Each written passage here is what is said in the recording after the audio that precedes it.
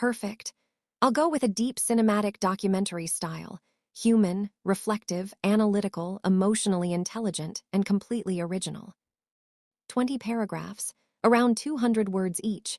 Monetization safe, no copied structure, strong narrative. Imagine you are standing at the edge of a decision that cannot be undone. A moment so brief, yet so heavy, that it feels like time itself has slowed down to watch what you will choose. Philosophy often begins in places like this, not in dusty libraries, but in moments of pressure. Moments where instinct collides with morality. Justice is not just a word written in law books. It is something we live through when faced with impossible choices. What makes an action right? Is it the outcome? Or is it something deeper, something about the action itself? These are not abstract puzzles meant to entertain. They reveal the architecture of our moral thinking. When we examine these dilemmas carefully, we begin to notice that our judgments shift depending on context. And those shifts tell a story about who we are. Consider a runaway trolley speeding down a track. Ahead are 5 workers who cannot escape. You can divert the trolley onto another track where only 1 worker stands. Most people feel an immediate pull toward saving the 5. The math seems undeniable. 5 lives outweigh 1. It feels rational. It feels efficient. It feels necessary. But what is happening beneath that instinct? We are calculating consequences. We are weighing suffering against survival. In that instant, morality becomes arithmetic. The fewer deaths, the better the world. This reasoning feels practical because it focuses on outcomes. The world after the decision matters more than the action itself. Yet even in this clarity, a quiet discomfort remains. Why does reducing harm feel right, but still heavy? Now imagine you are not the driver, but a bystander on a bridge. The same trolley rushes forward. This time, the only way to stop it is to push a large man off the bridge onto the tracks, sacrificing him to save 5. Suddenly, something changes inside us. The numbers are identical, 1 life for 5, yet many hesitate. Why? The outcome is the same, 5 live, 1 dies, but pushing someone feels personal. It feels direct. It feels like crossing a moral line. The discomfort is stronger. Our hands are involved. The act feels intentional. This reaction reveals something powerful. We care not only about results, but about the nature of the action itself. This tension between outcomes and actions has shaped moral philosophy for centuries. One school of thought argues that morality is entirely about consequences. If an action produces the greatest overall happiness, it is the right action. Simple in theory, powerful in practice. This idea became famously associated with the principle of maximizing well-being. It invites us to think beyond personal feelings and look at the bigger picture. A society guided by this principle would always aim to reduce suffering as much as possible. The logic is elegant, but elegance does not always settle emotional resistance. Another perspective insists that certain actions are wrong, no matter how beneficial the outcome may be. From this viewpoint, deliberately killing an innocent person crosses a moral boundary that cannot be justified by numbers. Human beings are not tools. They are not resources to be redistributed for efficiency. They possess inherent dignity. This way of thinking resists the idea that people can be sacrificed like pieces on a chessboard. Even if 5 survive, the intentional violation of one person's rights feels unacceptable. This approach focuses on moral rules and duties rather than calculations. When we compare these two perspectives, something fascinating emerges. In the trolley scenario, we often favor outcome-based reasoning. In the bridge scenario, we lean toward duty-based reasoning. Our principles shift depending on how directly we are involved. This inconsistency is not weakness, it is evidence of moral complexity. Human judgment is layered. We are influenced by emotion, intention, proximity, and perceived responsibility. Moral philosophy does not create these tensions, it exposes them. Real-life cases make these questions even more unsettling. In the 19th century, a famous maritime case forced society to confront survival and morality in the harshest conditions.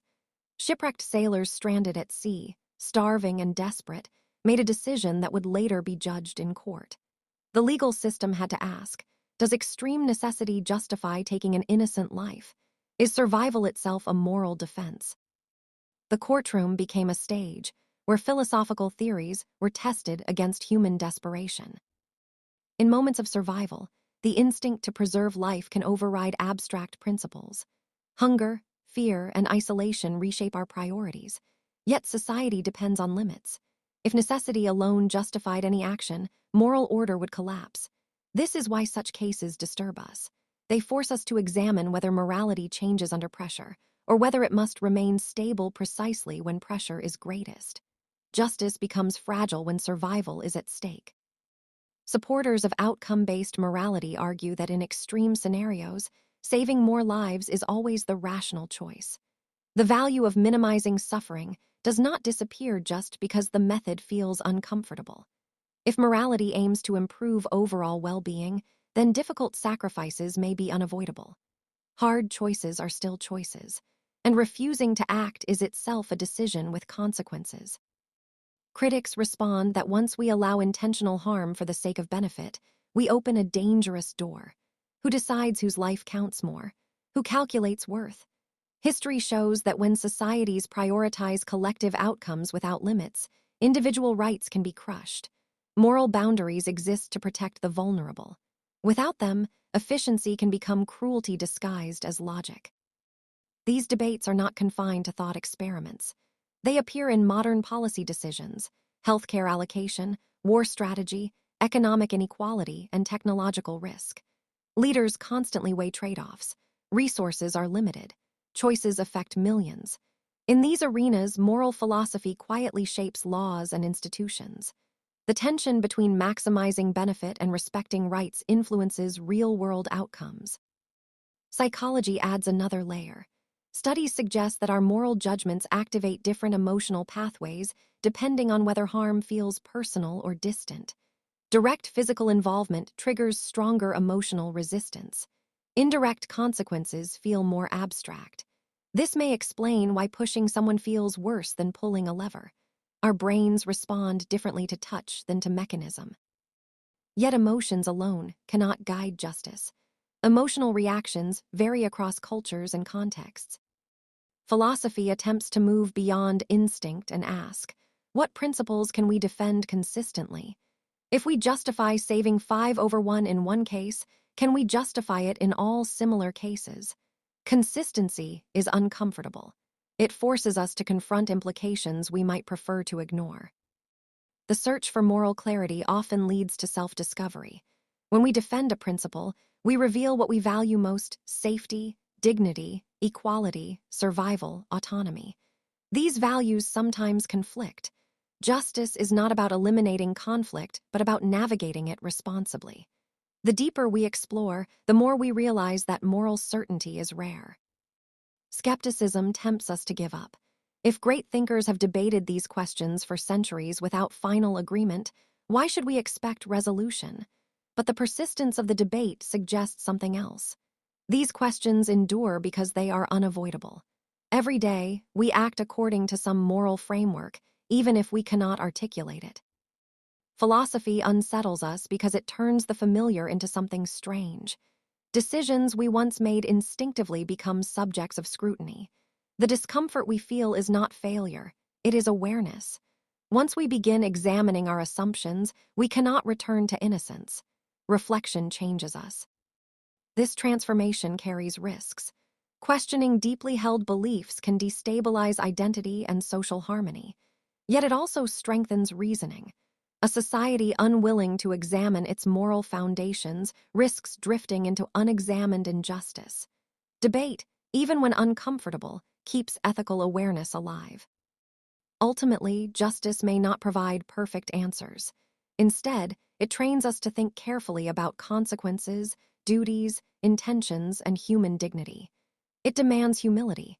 It reminds us that easy answers often hide complex trade-offs. The value lies not only in conclusions, but in the discipline of reflection itself.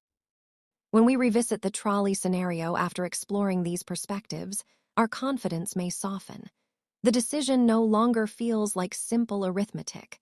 We recognize the weight of intention, the significance of rights, and the fragility of moral reasoning under pressure. The question remains difficult, and perhaps that difficulty is the point.